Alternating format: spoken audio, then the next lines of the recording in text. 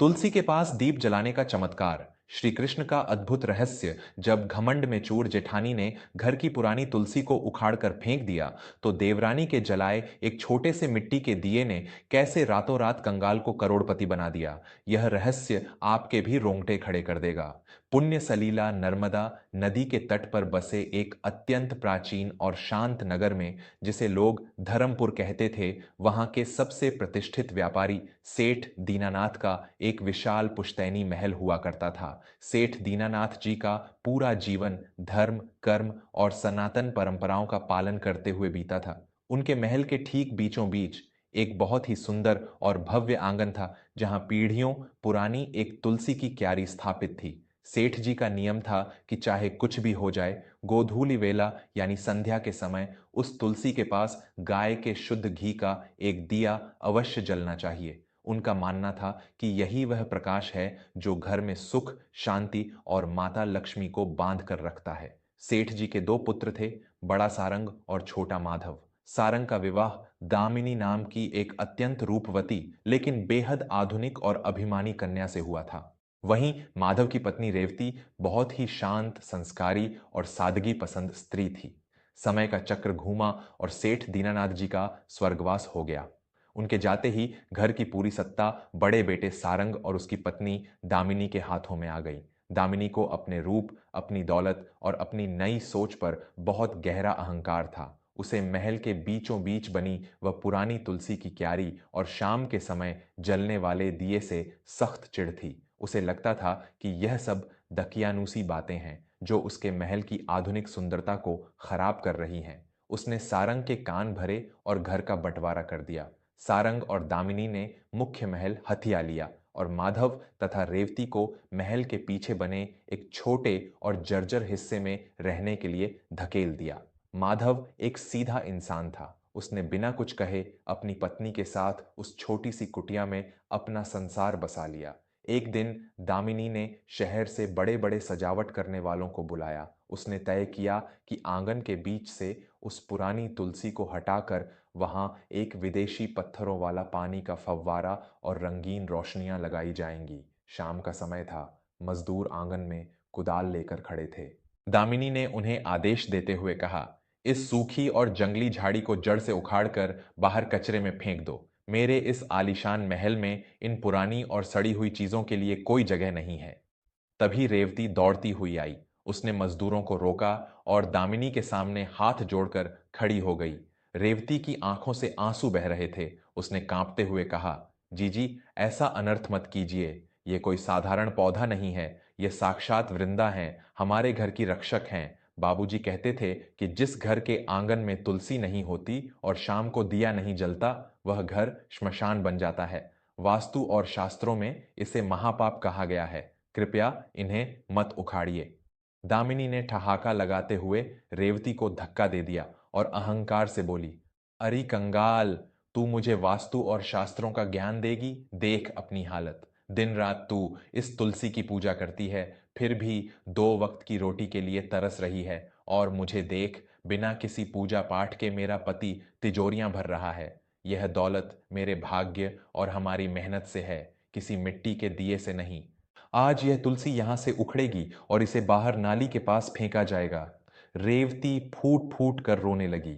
मजदूरों ने बेरहमी से उस पवित्र तुलसी के पौधे को उखाड़ा और उसका गमला तोड़कर घर के बाहर फेंक दिया। रेवती नंगे पैर दौड़ी। उसने अपने आंचल में उस मुरझाए हुए और मिट्टी में सने हुए तुलसी के पौधे को समेटा। वह उसे लेकर अपनी छोटी सी कुटिया में आ गई। रेवती ने अपने हाथों से एक नई मिट्टी का गमला बनाया, उसमें साफ मिट्टी भरी और बहुत ही श्रद्धा के साथ उस तुलसी को अपनी कुटिया के छोटे से आंगन में स्थापित कर दिया। उसी शाम से, चाहे घर में खाने को अन्न हो या न हो, रेवती ने नियम बना लिया कि वह हर शाम सूर्यास्त के समय तुलसी माता के पास तिल के तेल का एक छोटा सा दिया अवश्य जलाएगी। मेरे प्यारे श्रोताओं, हमारी सनातन संस्कृति में तुलसी केवल एक पौधा नहीं, बल्कि घर की आत्मा होती है। जो लोग आधुनिकता की अंधी दौड़ में अपने घर के संस्कारों को कचरा समझकर फेंक देते हैं, वे असल में अपने ही हाथों से अपने विनाश का गड्ढा खोद रहे होते हैं। आज के समय में बड़े बड़े महल तो बन गए हैं, लेकिन घरों से शांति और वह शाम का दिया गायब हो गया है। अगर आपके दिल में भी अपनी परंपराओं, तुलसी माता और अपने संस्कारों के लिए सच्चा सम्मान है, तो अपने इस भाई की आवाज को रुकने मत दीजिए। बिना एक पल गंवाए हमारे चैनल वर्मा स्टोरीज को पूरे सच्चे मन से अभी सब्सक्राइब करें। आपका एक सब्सक्राइब हमें यह शक्ति देता है कि हम इन महान परंपराओं को मरने न दें। वर्मा स्टोरीज के इस परिवार का हिस्सा बने और धर्म का साथ दें। दिन बीतते गए, दामिनी के आंगन में वह महंगा फव्वारा लग गया, लेकिन उस घर की शांति हमेशा के लिए विदा हो गई। वास्तुशास्त्र और श्री कृष्ण के ज्ञान के अनुसार जब घर के केंद्र ब्रह्म स्थान से पवित्रता को हटाकर वहां जल या भारी वस्तु रख दी जाती है और शाम के समय अंधकार रहता है, तो घर में भयंकर नकारात्मक ऊर्जा का प्रवेश होता है। सारंग और दामिनी के जीवन में धीरे धीरे नरक का वास होने लगा। जिस सारंग का व्यापार दिन दूनी रात चौगुनी तरक्की कर रहा था, अचानक उसके माल से भरे गोदामों में रहस्यमयी तरीके से आग लग गई। उसके सबसे भरोसेमंद मुनीम ने सारा खजाना लूट लिया और रातों रात शहर छोड़कर भाग गया। करोड़ों की संपत्ति रेत की तरह हाथों से फिसलने लगी। घर में हर समय एक भारीपन और घुटन महसूस होने लगी। बात बात पर सारंग और दामिनी के बीच भयंकर क्लेश होने लगा। दामिनी, जिसे अपने रूप पर बहुत घमंड था, उसे एक अजीब सी बीमारी ने घेर लिया। उसका शरीर सूखने लगा और चेहरे की चमक गायब हो गई। बड़े से बड़े वैद्य भी उसकी बीमारी का पता नहीं लगा पा रहे थे। वहीं दूसरी ओर रेवती की उस टूटी हुई कुटिया में जैसे साक्षात वैकुंठ उतर आया था। हर शाम जब रेवती तुलसी के पास वह छोटा सा दिया जलाती, तो उसकी लौ से एक ऐसी सकारात्मक और शांत ऊर्जा निकलती जो पूरे घर को रोशन कर देती। माधव ने एक छोटा सा कपड़े का व्यापार शुरू किया था। वह जो भी कपड़ा लाता वह हाथों हाथ बिक जाता। धीरे धीरे उसकी ईमानदारी और सादगी के चर्चे पूरे नगर में होने लगे। बड़े बड़े व्यापारी उसे अपने साथ काम करने का प्रस्ताव देने लगे। देखते ही देखते माधव ने शहर में अपनी एक पक्की दुकान खोल ली और उनके घर में अन्न धन और सुख का भंडार भर गया। लेकिन इतनी सफलता के बाद भी रेवती का वह शाम का दिया जलाने का नियम कभी नहीं टूटा। एक दिन ऐसा आया कि सारंग पूरी तरह से कंगाल हो गया। कर्जदारों ने महल को गिरवी रख लिया। घर के सारे नौकर भाग गए। दामिनी बिस्तर पर पड़ी दर्द से तड़प रही थी और सारंग अपने माथे को पकड़कर आंगन में उसी सूखे फव्वारे के पास बैठा रो रहा था। तभी नगर में एक अत्यंत ही सिद्ध और ज्ञानी संत गुरु चिदानंद जी का आगमन हुआ। गुरु जी की ख्याति बहुत दूर दूर तक थी। कहा जाता था कि उनकी दृष्टि मात्र से बड़े बड़े दुख दूर हो जाते हैं। सारंग किसी तरह अपनी बीमार पत्नी दामिनी को सहारा देकर गुरु जी के आश्रम में ले गया और उनके चरणों में गिरकर फूट फूट कर रोने लगा। सारंग ने बिलखते हुए कहा, महाराज, हम बर्बाद हो गए। हमारा करोड़ों का साम्राज्य मिट्टी में मिल गया। मेरी पत्नी मौत की कगार पर है। हमने ऐसा कौन सा पाप किया है कि रातों रात हमारा यह हाल हो गया? कोई उपाय बताइए महाराज, हमें बचा लीजिए। दोस्तों, इंसान जब अहंकार में होता है तो उसे अपनी कोई गलती दिखाई नहीं देती। उसे लगता है कि दौलत से वह प्रकृति और ईश्वर के नियमों को भी खरीद सकता है। लेकिन जब भगवान की लाठी पड़ती है तो उसमें आवाज नहीं होती, बस इंसान का सारा गुरूर चकनाचूर हो जाता है।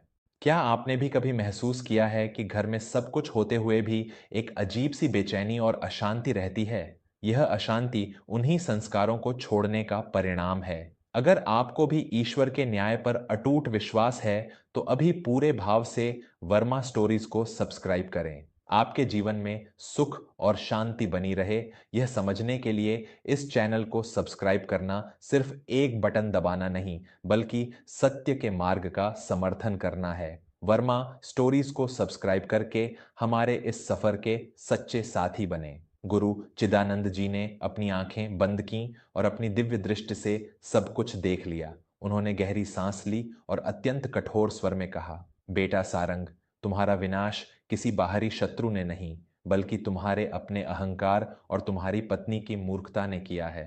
तुमने जाने अनजाने में श्री कृष्ण द्वारा बताए गए वास्तु और धर्म के उस सबसे बड़े नियम को तोड़ा है जो किसी भी घर की रक्षा करता है। दामिनी ने कांपते हुए हाथ जोड़कर पूछा, वह कौन सा नियम है महाराज? मुझसे क्या भूल हुई है? गुरुजी ने स्पष्ट शब्दों में समझाते हुए कहा, भगवान श्री कृष्ण ने युधिष्ठिर को कथा सुनाते हुए कहा था कि गोधूलि वेला यानी शाम का समय वह पहर होता है जब नकारात्मक शक्तियां और दरिद्रता घर में प्रवेश करने का प्रयास करती हैं। तुलसी साक्षात लक्ष्मी और नारायण का स्वरूप है। जब संध्या के समय तुलसी के पास एक छोटा सा दीप प्रज्वलित किया जाता है तो उस दीप की लौ और तुलसी की पत्तियों से जो आध्यात्मिक ऊर्जा उत्पन्न होती है वह एक अभेद्य सुरक्षा कवच बना लेती है। वह प्रकाश घर की सारी नकारात्मकता, क्लेश और बीमारियों को भस्म कर देता है। गुरुजी रुके और दामिनी की आंखों में देखते हुए बोले, तुमने अपने आधुनिक अहंकार में उस रक्षक को ही जड़ से उखाड़ कर फेंक दिया। तुमने घर के केंद्र को दूषित कर दिया। तुमने तुलसी का अपमान नहीं किया, बल्कि साक्षात अपनी सुख शांति का गला घोंटा है। और दूसरी तरफ तुम्हारी देवरानी रेवती ने उसी फेंकी हुई तुलसी को पूजा, वहां नित्य दीप जलाया। उसी एक छोटे से मिट्टी के दिए ने उसके घर की दरिद्रता को मिटाकर उसे समृद्ध बना दिया और तुम्हारे इस अंधेरे महल को श्मशान में बदल दिया। यह सुनते ही दामिनी के पैरों तले जमीन खिसक गई। उसकी आंखों के सामने वह शाम किसी चित्र की तरह घूमने लगी जब उसने रेवती को धक्का दिया था और तुलसी को कचरे में फेंकवाया था। उसका सारा घमंड आंसुओं के साथ बह चुका था। उसे अपनी हर बीमारी और कंगाली का कारण समझ में आ गया था। सारंग और दामिनी रोते हुए उसी समय वहां से नंगे पैर भागे। वे भागते हुए माधव और रेवती के उस नए सुंदर और शांत घर के दरवाजे पर पहुंचे। शाम का समय हो रहा था। रेवती आंगन में उसी तुलसी के पौधे के पास खड़ी होकर बहुत ही श्रद्धा से एक दिया जला रही थी। तुलसी का वह पौधा अब बहुत हरा भरा और बड़ा हो चुका था। दामिनी दौड़कर गई और धड़ाम से अपनी देवरानी रेवती के पैरों में गिर पड़ी। वह पछाड़ खाकर रोने लगी। मुझे क्षमा कर दे मेरी बहन, मैं सच में अंधी हो गई थी। मैंने एक झूठी दौलत को सच मान लिया था और अपने घर की साक्षात लक्ष्मी का अपमान किया था। मेरी उसी आधुनिकता और घमंड ने आज मेरा सुहाग और मेरा घर उजाड़ दिया है। मैं सबसे बड़ी पापिनी हूं। मुझे कोई भी सजा दे दे रेवती, लेकिन मुझे अपने चरणों से दूर मत कर। रेवती का हृदय बहुत कोमल था। उसने अपनी जेठानी को उठाया और उसे सीने से लगा लिया। माधव ने आगे बढ़कर अपने बड़े भाई सारंग को गले लगा लिया और उनके आंसू पोंछे। रेवती ने मुस्कुराते हुए कहा, जीजी, आप बड़ी हैं, मेरे पैर मत छूइए। भगवान बहुत दयालु हैं, वे केवल सच्चा पश्चाताप देखते हैं। आज से हम सब इसी घर में एक साथ रहेंगे और मिलकर माता की पूजा करेंगे। उसी दिन से दामिनी पूरी तरह बदल गई। उसका सारा घमंड टूट चुका था। उसने अपनी देवरानी से तुलसी की पूजा के सारे नियम सीखे। हर शाम सूर्यास्त से पहले दामिनी खुद अपने हाथों से आंगन को साफ करती और रेवती के साथ मिलकर तुलसी के पास दीप जलाती। कुछ ही महीनों में घर के उस सकारात्मक और पवित्र माहौल के कारण दामिनी की बीमारी पूरी तरह से ठीक हो गई। दोनों भाइयों ने मिलकर व्यापार शुरू किया और उस एक छोटे से दिए की कृपा से उन्होंने अपना खोया हुआ पूरा साम्राज्य फिर से वापस पा लिया। लेकिन इस बार उनके घर में दौलत से ज्यादा धर्म, संस्कार और प्रेम का खजाना था, जिसे कोई नहीं छीन सकता था। दोस्तों, घर केवल ईंट और पत्थरों की दीवारों से नहीं बनता, यह एक जीवित ऊर्जा है। जो इंसान अपने घर की परंपराओं और अपनी जड़ों का सम्मान नहीं कर सकता, वह जीवन में कभी स्थायी सफलता नहीं पा सकता। सूर्यास्त के समय तुलसी के पास जलाया गया एक छोटा सा दिया आपके घर के सारे अंधकार, सारे क्लेश और जन्म जन्मांतर की गरीबी को भस्म करने की शक्ति रखता है। यह कोई अंधविश्वास नहीं, बल्कि हमारे पूर्वजों का वह गहरा विज्ञान है जो हमारे जीवन में खुशहाली लाता है। अगर दामिनी के अहंकार टूटने और रेवती के इस अचूक नियम की कहानी ने आपके मन को छुआ है और आपकी आंखों में अपनी संस्कृति के प्रति सम्मान जगाया है, तो कृपया जाने से पहले हमारे चैनल वर्मा स्टोरीज को जरूर सब्सक्राइब करें। आपका एक सब्सक्राइब हमें ऐसी ही मार्मिक, सत्य और जीवन को सही दिशा दिखाने वाली कहानियां आप तक पहुंचाने का अटूट हौसला देता है। हमेशा याद रखें, अपने घर के आंगन को हमेशा पवित्र रखें और शाम के समय एक दीप अवश्य जलाएं। वर्मा स्टोरीज को सब्सक्राइब करें, इस परिवार का एक अटूट हिस्सा बने और हमेशा धर्म के मार्ग पर चलें। राधे राधे। धन्यवाद।